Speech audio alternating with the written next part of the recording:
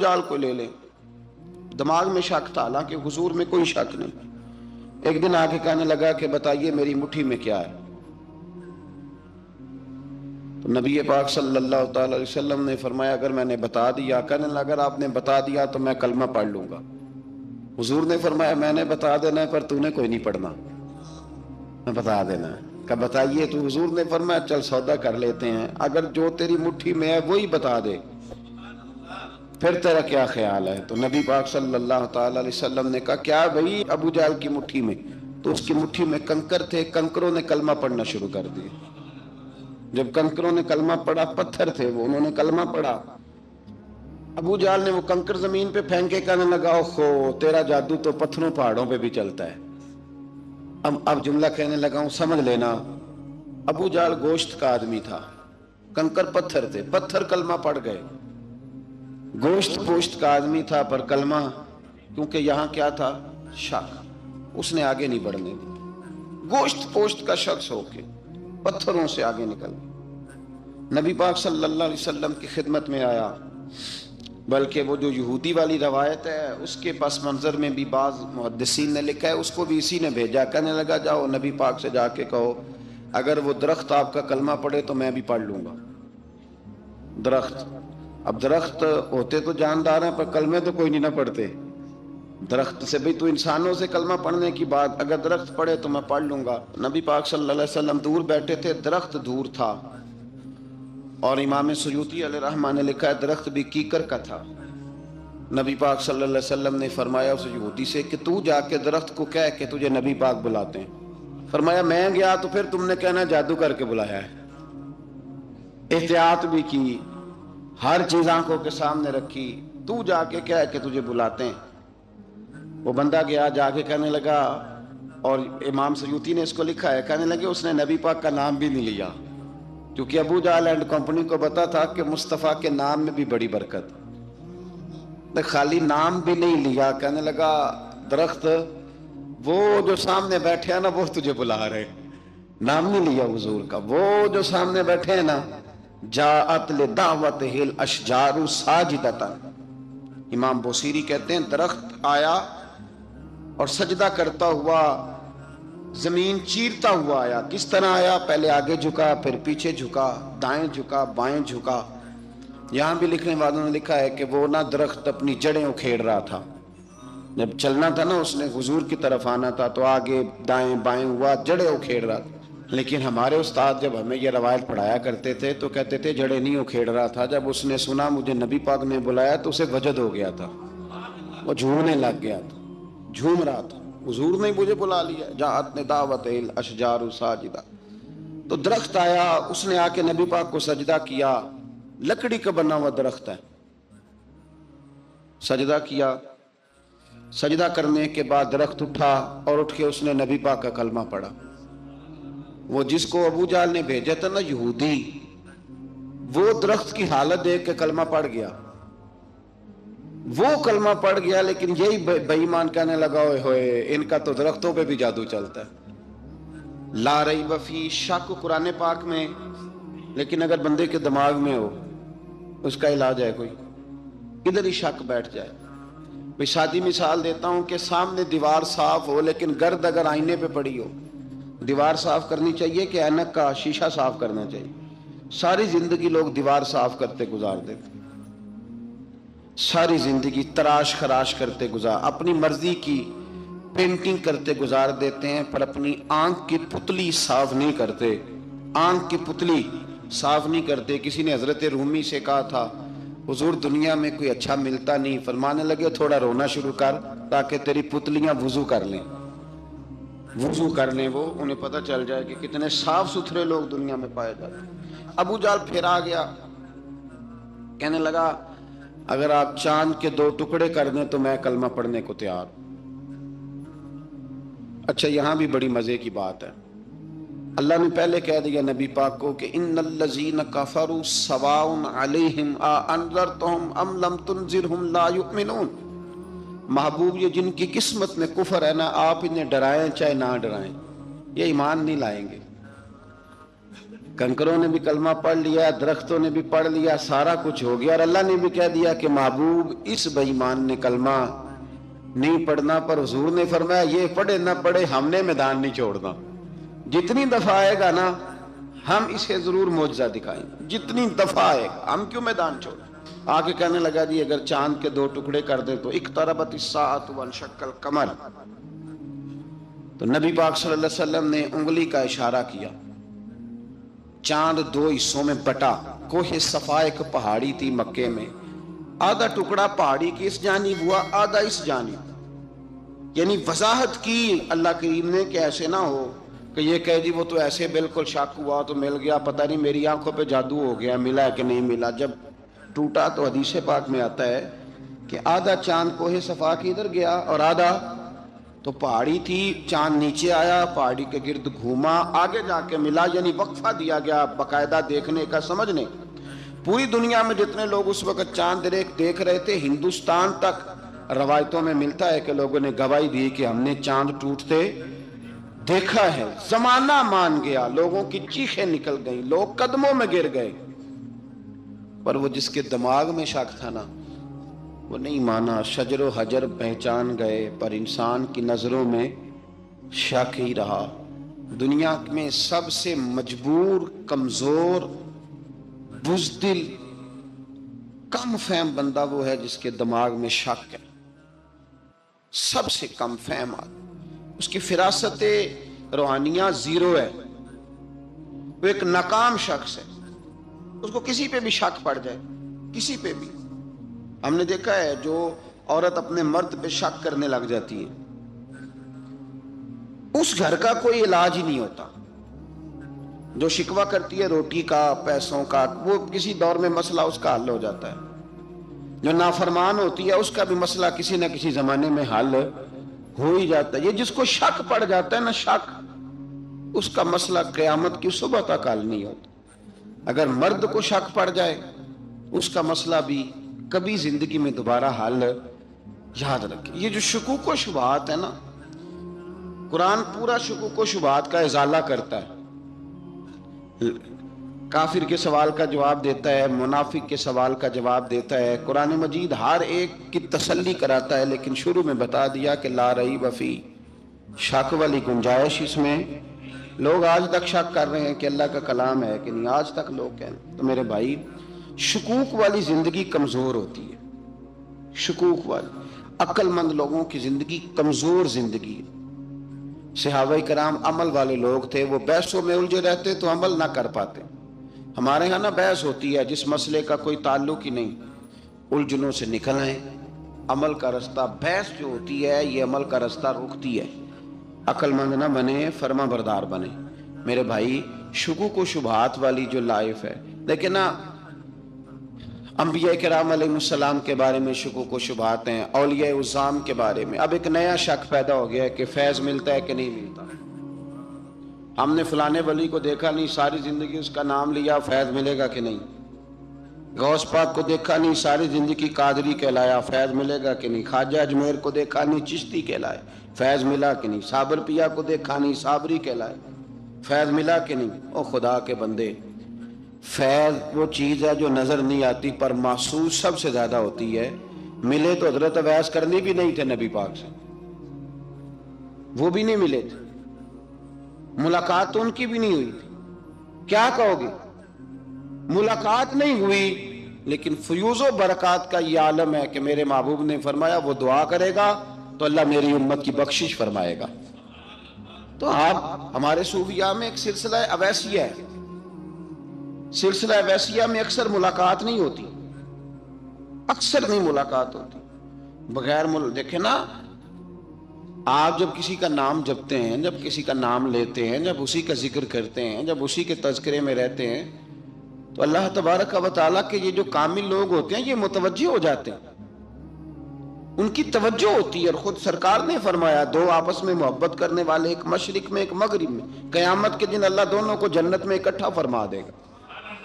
ये क्या बात हुई कि हर बात में शक करना कि जी वो फलाने से मुलाकात ही नहीं हुई। तो किस तरह भाई, मुलाकात एक अलग चीज का नाम है, मुलाकात एक अलग शय का नाम है, और फयूज़ो बरकत एक اللہ سے ملاقات ہوئی ہے، رزق دیتا ہے کہ نہیں، زندگی دیتا ہے، ساری چیزیں دیتا ہے، تو ملاقات تو کوئی نہیں کرتا۔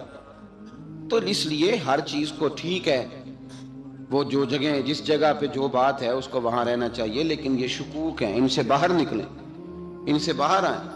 اولیاء اللہ کا جو فیضان ہے، ان کی جو محبت ہے، ان کے جو طریق، حضرت سلیمان بن بشار رحمت اللہ علیہ بزرگ گزرے ہیں، وہ کہتے ہیں میرے پاس، میں بڑا خوبصورت تھا، جوانی میں دین کی تھوڑی سی خدمت کرتا تھا، تو ایک عورت آ گئی،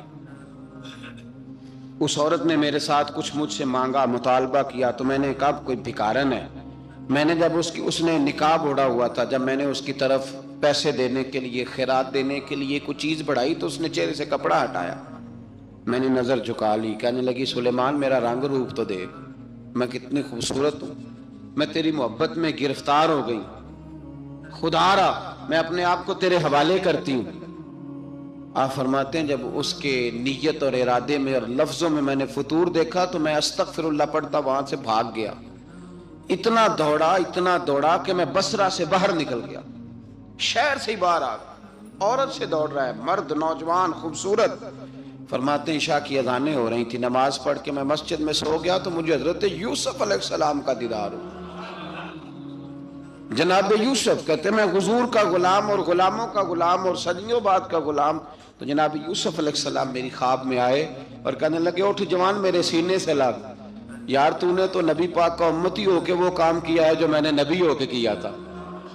اب کام حضرت یوسف والا کیا تھا نا، تو صدیوں اور سالوں اور مہینوں کا فاصلہ بن سکا، تو وہ آ گئے۔ مسئلہ یہ ہے کہ شکوک و شبہات والی زندگی نقصان دیتی ہے۔ حضرت ہمارے سلسلہ مقدسہ میں ایک سلسلہ علویہ ہے جو اعلیٰ حضرت فاضل بریلوی کو حاصل تھا، شاہ عبدالعزیز صاحب محدث دہلوی رحمۃ اللہ تعالیٰ علیہ نے بڑا لکھا مولا علی کی شان پہ، حضرت علی پہ کلام، ان کا ذکر، ان کے تذکرے اس قدر فنا ہو گئے کہ ہر وقت ذکر علی کرتے۔ فرماتے ہیں مجھے خواب میں حضرت علی کا دیدار ہوا، انہوں نے مجھے بیعت فرمایا اور مجھے اپنے سلسلہ مبارکہ میں اجازت دی۔ تو شاہ صاحب رحمت اللہ علیہ فرمایا کرتے تھے کہ میں نے وہ بہت کم لوگ ہیں جن کو پھر ان میں بیعت فرمایا جاتا ہے، تھوڑے چند لوگ، اور ان کو سلسلہ مبارکہ میں اس میں چند لوگ ہیں۔ اعلیٰ حضرت کے بعد شاہ علیہ رسول ہیں، شاہ علیہ رسول کے بعد شاہ عبدالعزیز محدث دہلوی، وہ ڈائریکٹ مولا علی شیر خدا سے بیعت۔ تو مطلب یہ ہے کہ کام شکوک و شبہات سے نکلیں۔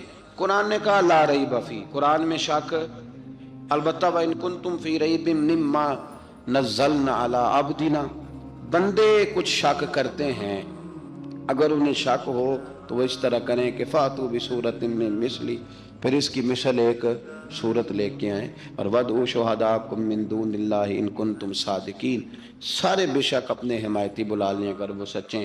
شک والی دنیا سے باہر نکل آئیں، حقیقت والی دنیا کو قبول کریں۔ شکوک و شبہات کا ازالہ نہیں ہوتا، شک دوسرے شک کو جنم دیتا ہے، نقص دوسرے نقص کو جنم دیتا ہے، غلطی دوسری غلطی کو جنم دیتی ہے۔ اور انسان جب تک شکوک کی، میں نے آپ کو کہہ دیا کہ ہر گھر بس سکتا ہے، ہر گھر، ہر عورت کے صحیح ہونے کی امید ہوتی ہے، پر جس بی بی کو اپنے خاوند کے کردار پہ شک ہو وہ بی بی کبھی مطمئن نہیں ہوتی۔ ہر گھر بس جاتا ہے، لیکن جس خاوند کو اپنے بیوی کے کردار پہ شک ہو جائے اس کا کبھی اس کے ساتھ سلوک مخلصانہ۔ شکوک والی زندگی بیماروں کی زندگی ہے، شکوک والی زندگی بیماروں کی زندگی، کمزوروں کی زندگی، بزدلوں کی زندگی۔ اس لیے حقیقت والی چیز جب تک آپ کے پاس کوئی چیز کلیئر ہو کے نہیں آتی، شریعت اسلامیہ نے بہتان کی سزا رکھی 80 کوڑے، پتہ ہے آپ کو؟ جس نے ایسے ہی بہتان لگا دیا، دلیل ہی کوئی نہیں، ایسے ہی کہہ دیا کہ جی وہ مجھے شک ہے، جی انہوں نے ایسے کیا ہے، فرمایا اسے کوڑے مارو۔ شک کی بنیاد پر بہتان ترازی کرتا ہے، کوڑے کی سزا رکھی، 80 کوڑے مارو اس ظالم۔ یہ شک کر رہا ہے اس کو، جب اس کے پاس دلیل ہی کوئی نہیں۔ یہاں بڑے بندے ہیں بات کر دیتے ہیں، کہتے ہیں جی وہ ایسا ہوا ہوگا، میں نے ایسا دیکھا تھا، ہوگا، کیا تھا، ممکن ہے۔ تو یہ شکوک ہے۔ اس شکوک، یہ سامنے والے کا کچھ بھی نہیں بگڑتا، اس بیچارے کا کیا بگڑنا ہے۔ یاد رکھیں، بڑی خوبصورت بات یہاں حضرت عبداللہ ابن مسعود کی، آپ فرمایا کرتے تھے جب کسی بندے پر بندے شک کرتے ہیں اور ناجائز شک کرتے ہیں، اللہ اس کی عزتوں میں اضافہ فرما دیتا ہے۔ اللہ اسے شانیں عطا کرتا ہے اپنی زندگی کو بیماریوں سے نکالنے. یہ روحانی بیماری ہے شک، اس سے باہر آنا. یہ ظلم ہے، اولیاء پہ بھی شک، صوفیاء پہ بھی شک، علماء پہ بھی شک، ہر بندے پہ شک، کوئی صحیح نہیں، سارے غلط، میں اکیلا صحیح. اس شک سے باہر آ جائیں. یہ نفسیاتی مریض بنا دے گا، بے سکون کرے گا، بے قرار کرے گا. اللہ تبارک و تعالیٰ نے نا ہمارے محبوب کریم علیہ السلام کو دنیا میں بھیجا تو فرمایا یا ایھا الناس قد جاءکم برہان من ربکم، اے لوگو تمہارے پاس تمہارے رب کی دلیل آ گئی. اللہ تبارک و تعالیٰ نے محبوب پاک علیہ السلام کو سراپا دلیل بنا کے بھیجا. باقی انبیاء کرام علیہم السلام کے پاس بھی اپنی نبوت کے دلائل کے طور پر بے شمار معجزات تھے، اور حضور کریم علیہ السلام کے تو پورے وجود کو ہی اللہ نے معجزہ بنایا. اور نبی پاک صلی اللہ تعالیٰ علیہ وآلہ وسلم کی نبوت کی دلیلیں، حضور کے رسالت کے مستحکم دلائل جگہ جگہ آپ کو ملیں گے. سب سے پہلی چیز تو یہ سمجھنے والی ہے کہ نبی پاک علیہ السلام نے جس چیز کو سب سے پہلے اپنی نبوت کی دلیل کے طور پر بیان فرمایا وہ حضور کا کردار ہے، سیرت ہے، عمل ہے، حضور کا لوگوں کے ساتھ رویہ ہے. نبی پاک علیہ السلام کی تبلیغ کے 3 دور ہیں.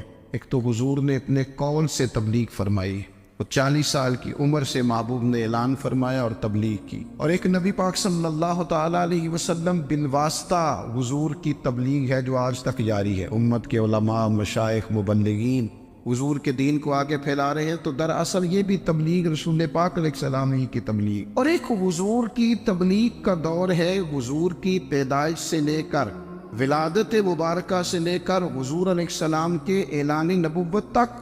اس دوران نبی پاک نے جو تبلیغ فرمائی ہے وہ اپنے کردار سے فرمائی. عرب کا وہ معاشرہ جو بڑا میلا کچیلا گدلا ہو چکا تھا، جس کے اندر سراسر مادہ پرستی کا زور تھا، جس کے اندر لوگ انسانوں کی خرید و فروخت کرتے تھے، جس کے اندر بیٹیوں کو زندہ دفن کر دیتے تھے، جس کے اندر جو آدمی جتنا زیادہ مضبوط ہوتا تھا اتنا زیادہ لٹیرا بن جاتا تھا، اس معاشرے کے اندر رسول کریم علیہ السلام نے 40 سال گزارے.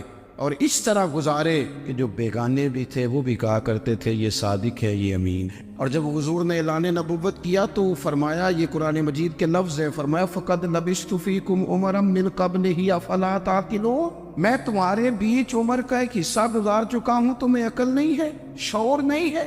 نبی کریم علیہ السلام نے اپنے کردار کو، اپنے عمل کو اپنی نبوت کی دلیل کے طور پر بیان فرمایا. وہ تو حضرت حلیمہ بھی فرماتی ہیں نا، جب میں نبی کریم علیہ السلام کو اپنے گھر لے گئی تو میرا اپنا بچہ بھی دودھ پیتا تھا، 2 میرے بیٹے ہو گئے، ایک میری یہ نسبی اولاد اور حضور میری رضائی اولاد. تو کہتی ہیں جب میں کریم محبوب علیہ السلام کو اپنے سینے سے لگاتی تھی تو حضور میرے ایک پستان سے دودھ پیتے تھے اور دوسرا اپنے بھائی کے لیے چھوڑ دیا کرتے. یہاں سے رسول کریم علیہ السلام نے کردار کے ذریعے تبلیغ اور پھر اعلان نبوت سے پہلے ایک تنظیم عرب کے جوانوں پر، عرب کے سرداروں پر مشتمل بنائی گئی، جس میں نبی کریم علیہ السلام نے بڑا حصہ لیا سرکار نے، اور بڑے اہم لوگوں کو شعور حضور نے عطا فرمائے. وہ اس جماعت کا فیصلہ تھا کہ ہم سارے جوان، سارے بڑے لوگ ملیں گے. یہ حضور کے اعلان نبوت سے پہلے کی بات ہے. ہم بڑے لوگ ملیں گے، کسی بڑے کو کسی چھوٹے پر ظلم نہیں کرنے دیں گے، کسی آدمی کو کسی غریب کا حق نہیں کھانے دیں گے. حضور علیہ السلام نے نا اپنی کردار سے، اپنے عمل سے،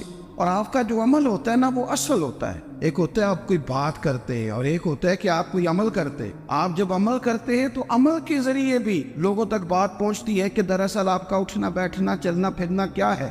میرے رسول کریم علیہ السلام کا اٹھنا بھی ایک نبی کا، بیٹھنا بھی ایک نبی کا، بات کرنا بھی ایک نبی کا، معاملات زندگی کرنا بھی ایک نبی کا، لین دین کرنا بھی ایک نبی کا. ایک شخص کہتے ہیں میں نے اعلان نبوت سے پہلے حضور علیہ السلام سے کوئی چیز خریدی تھی اور میں نے عرض کیا تھا آپ یہاں تشریف رکھیں، میں پیسے لے کے آتا ہوں. میں 3 دن کے بعد آیا.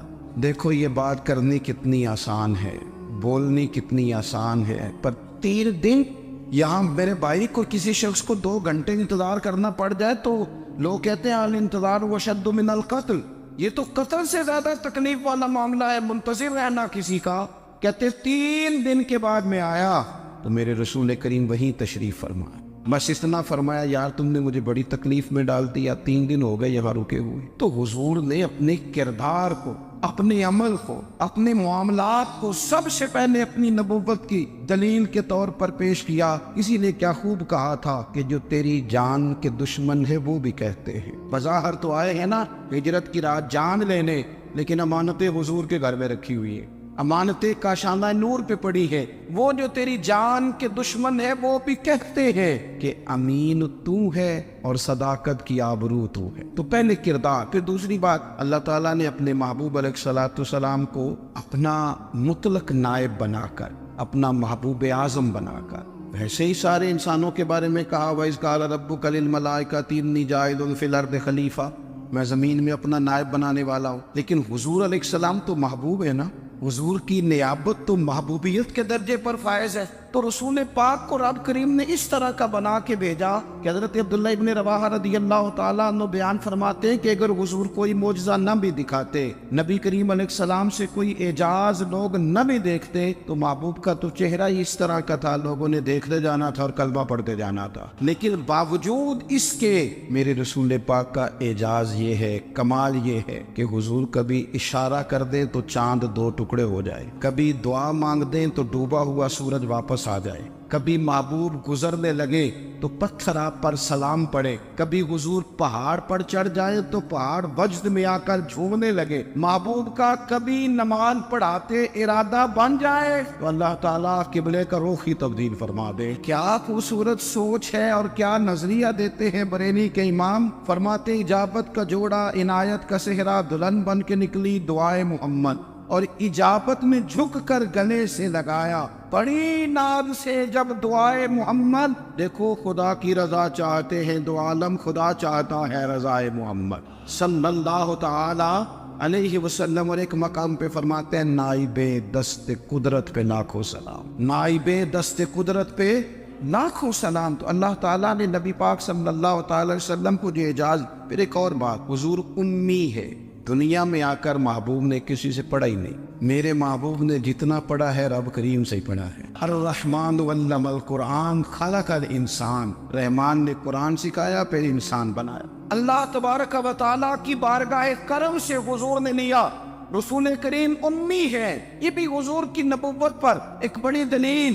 دیکھو ایک ہوتا ہے کوئی آدمی بچپن سے ہی کسی چیز سے شغف رکھے اور جب اس کی عمر بڑی ہو جائے تو کہتے ہیں اس کا تجربہ بڑا ہو گیا، یہ پہلے کچھ شعر کہتا تھا، کوئی ادبی جملہ کہتا تھا، تو اب اس کی یہ کام کرتے کرتے عمر بڑی ہو گئی ہے تو رسوخ حاصل ہو گیا۔ 40 سال کی عمر مبارک تک نبی کریم نے ایک شعر بھی نہیں کہا، حضور علیہ الصلوۃ والسلام نے کبھی کوئی ایسی بات، ویسے تو حضور کی ہر بات حکمت والی، لیکن جس کو عرب کے لوگ اپنے لہجے میں شاعری یا اپنے لہجے میں ادب کہتے تھے وہ حضور نے بیان نہیں فرمایا۔ لیکن جب 40 سال کی عمر میں اعلان نبوت کیا تو پھر بڑے بڑے فصیح و بلیغ، بڑے بڑے سیانے، طفیل بن عمر کہتے ہیں کہ اس شخص کو بھی میں نے دیکھا جسے بڑا ناز تھا اپنی فصاحت اور بلاغت پر، اور جب وہ حضور کے پاس آیا اور اس نے آ کے کچھ باتیں کی تو محبوب خاموشی سے سنتے رہے، اور جب وہ چپ کر گیا تو میرے کریم نے صرف سورہ فاتحہ پڑھی، کبھی اٹھتا تھا، کبھی بیٹھتا تھا، کبھی غور کرتا تھا، کبھی دائیں جاتا تھا، کبھی بائیں جاتا تھا، پھر کہنے لگا بتاؤ نا کلام کس کا ہے؟ فرمایا اس رب کا،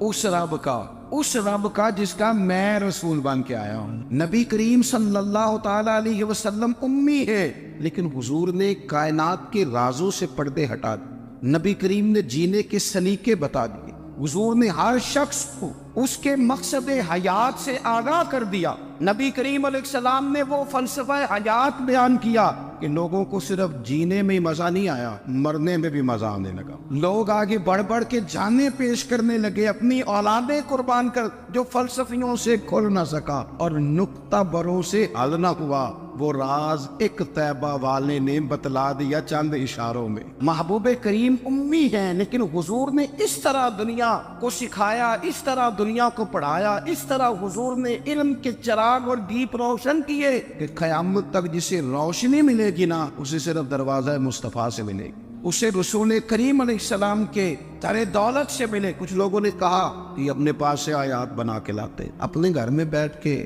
دعوے کر لینا تو کوئی مشکل کام نہیں نہ ہوتا، سارے لوگ ہی کر لیتے۔ بلکہ وہ ہمارے ایک بزرگ کہا کرتے تھے خیالی پلاؤ پکائیے کہ وہ کدے بھی کاٹ نہ پائیے، کیونکہ کون سا پیسوں کا ڈالنا ہے، وہ زیادہ ڈالیں ہم اور زیادہ ڈالیں۔ بہت سارے لوگ ہیں آج بھی، کچھ لبرل ہیں بیچارے، کچھ دین بیزار طبقہ ہے، وہ کہتے ہیں جناب ہمیں تو جدید باتیں بتائیں، ہمیں تو نئے اسلوب کے مطابق لے کے چلے، ہمیں تو او بھائی سن، میرے نبی پاک علیہ السلام نے فرمایا میرا قرآن کبھی پرانا نہیں ہو، اسے پڑھ کے دیکھ، اس کی جدت کا حسن دیکھ، یہ تو کھلا ہوا باغ ہے، تو ایک دفعہ اس کے قریب آئے گا تو خوشبو ملے گی، دوسری دفعہ آئے گا تو اس سے زیادہ تازی ملے گی، ایک دفعہ پھل کھائے گا تو مزیدار ہوگا، دوسرا کھائے گا ہو سکتا ہے شکل ملتی جلتی ہو لیکن ذائقہ بڑا نرالا ہوگا۔ تو تو صحیح نا، جب کچھ لوگوں نے کہا یہ خود سے بنا کے آیات لاتے ہیں تو فرمایا وَإِن كُنتُمْ فِي رَيْبٍ مِّمَّا نَزَّلْنَا عَلَىٰ عَبْدِنَا فَأْتُوا بِسُورَةٍ، اگر تمہیں کوئی شک ہے اس میں جو ہم نے اپنے بندہ خاص میں نازل کیا ہے تو تم بھی اس جیسی ایک آیت بنا کے لاؤ۔ اور چلو چیلنج کھلا دے دیا، فرما وَادْعُوا شُهَدَاءَكُم مِّن دُونِ اللَّهِ،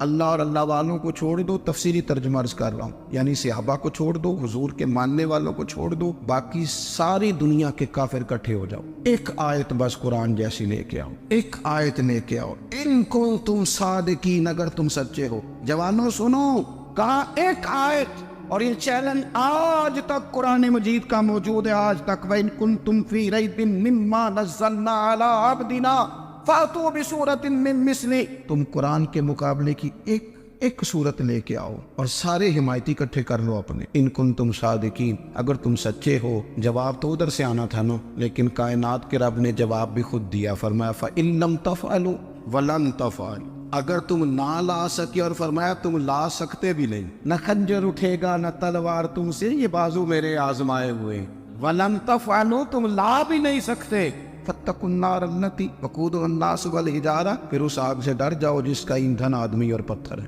اُعِدَّتْ لِلْكَافِرِينَ، بنائی کافروں کے لیے، مومنوں کے لیے تو رب نے جنت بنائی ہے، اُعِدَّتْ لِلْكَافِرِينَ، یہ دوزخ اللہ نے کن کے لیے بنائی ہے؟ اُعِدَّتْ لِلْكَافِرِينَ، کہتے ہیں کافر کے لیے بنایا۔ تو اللہ تبارک و تعالیٰ نے میرے رسول پاک صلی اللہ تعالیٰ علیہ وسلم کو وہ کتاب عطا فرمائی، اور پھر حضور کی فصاحت و بلاغت، معرفت، دیکھو ایک ہوتا ہے گھنٹوں باتیں کرنا، ایک ہوتا ہے کئی والیم پر مشتمل، کئی جلدوں پر مشتمل کتب کا لکھنا، اور ایک ہوتا ہے کسی بندے کا ایک بات کرنا اور سامنے والے کی طبیعت کو اتنا جگا دینا کہ اگلی بات فوراً ہی اس کی سمجھ میں آ جائے۔ اور حضور نہ کسی کی انا کو نہیں جگاتے، ہم بعض اوقات کسی سے خطاب کرتے ہیں، بات کرتے ہیں تو سامنے والے کی انا کو جگا دیتے ہیں، ٹھیس پہنچاتے ہیں، وہ کہتا ہے چل پھر تگڑا ہو جائے میں بھی آیا۔ حضور انا نہیں جگاتے تھے، میرے نبی پاک ضمیر جگاتے تھے تاکہ وہ شخص فیض حاصل کر سکے، اسے کچھ ملے۔ نبی کریم کا جو انداز تکلم ہے وہ اس طرح کا ہوتا تھا کہ انسان خود بخود کھل اٹھتا تھا کہ مطلب یہ بات ہونے کیا لگی ہے، مطلب حضور کیا فرمانے لگے۔ نبی کریم صلی اللہ تعالیٰ علیہ وسلم، ایک دن محبوب کریم نے صحابہ کے دیے حضور کی فصاحت و بلاغت دیکھے، فرمایا محبوب نے کتنا نادان ہے وہ شخص جو اپنے ماں باپ کو گالی دے۔ کھلی ہو گئی لوگوں کی آنکھیں، کان کھڑے ہو گئے کہ یا رسول اللہ کون ایسا بدبخت ہے جو ماں باپ کو گالی دے گا۔ اب جب سوالات ذہنی سطح پر پوری طور پر ابھر گئے نا، تو اب رسول کریم نے بات سمجھائی، یہ ہے فصاحت و بلاغت، تیرے آگے ہیں یوں دبے نچے۔ فصحا عرب کے بڑے بڑے، کوئی جان منہ میں زبان نہیں بلکہ جسم میں جان نہیں۔ یا رسول اللہ کون ایسا نالائق ہے جو ماں باپ کو گالی دے؟ اب جب ذہنی سطح یہاں تک ابھر آئی تو اب حضور نے سمجھایا، اور میں جب تم کسی کے ماں باپ کو گالی دو گے نا تو وہ بھی تو جواب میں تمہارے ماں باپ کو دے گا نا، تو فی نفس ہی یہ تم نے خود ظلم کیا ہے اپنے ماں باپ۔ کیوں تم نے ایسا لہجہ اختیار کیا کہ جس سے سامنے والے کی انا جاگ جائے اور وہ تمہارے مقابلے میں آ کر کے کھڑا ہو جائے؟ کیوں تم نے اس طرح کے انداز اختیار کیے کہ جس سے سامنے والا بھی سارے پنجے کھڑے کر کے باہر نکل آئے کہ آ جاؤ پھر میں بھی میدان میں حاضر ہوں؟ رسول کریم کی فصاحت بلاغت دیکھیں نا، حضور 2-4 جملوں میں ساری بات سمجھا جاتے۔ ایک حدیث پاک اگر ہماری سمجھ میں آ جائے، ایک روایت، نبی پاک صلی اللہ تعالیٰ علیہ وسلم نے فرمایا خوبصورت مسلمان وہ ہے جو بے مقصد باتوں کو چھوڑ دے۔